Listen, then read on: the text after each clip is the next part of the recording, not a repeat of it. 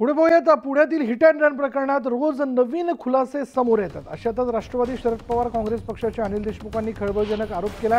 विशाल अग्रवालचा मुलगा लवकर सुटण्यासाठी आता मृतांनाच दोषी ठरवणार असल्याची सरकारची तयारी आहे आणि ती तयारी सुरू असल्याचा खळबळजनक आरोप माजी गृहमंत्री अनिल देशमुखांनी केला।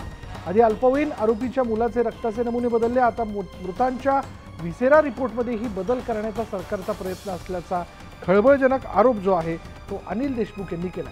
जेणेकरून या प्रकरणामध्ये मृत झालेले मोटरसायकलवरील तरुण तरुणी हे दारू पिऊन होते आणि त्यांच्यामुळेच हा अपघात झाला असं न्यायालयात सिद्ध करता येईल। जेणेकरून विशाल अग्रवालचा मुलगा लवकर सुटेल अशा पद्धतीने प्रयत्न सध्या सुरू आहेत।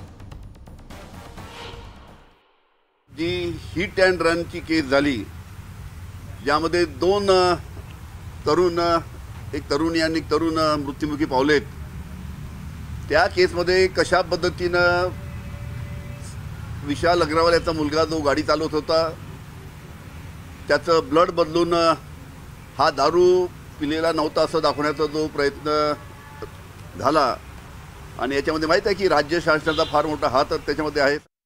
एखादा विसेरा जर पॉझिटिव्ह कोणाला जर करायचा असला, कोणाला जर एखाद्या पोलीस अधिकाऱ्याला जर बदमाशी करायची असली तर त्याच्यामध्ये तो विसेऱ्यामध्ये जर काही अल्कोहोल टाकलं तर अल्कोहोल त्याच्यामध्ये ॲब्सॉर्ब होतं आणि मग जेव्हा सॅम्पल ॲनालिसिसला जातं त्याच्यामध्ये तो विसेरा पॉझिटिव्ह दिसतो। आणि म्हणून या केसमध्ये जे दोन मृतक होते, एक तरुण आणि तरुणी, त्यांच्या विसेरामध्ये जी मला माहिती मिळाली आहे तो पॉझिटिव्ह यावा यासाठी दारूचा अंश त्याच्यामध्ये टाकून तो पॉझिटिव्ह करण्याचा प्रयत्न झालेला आहे।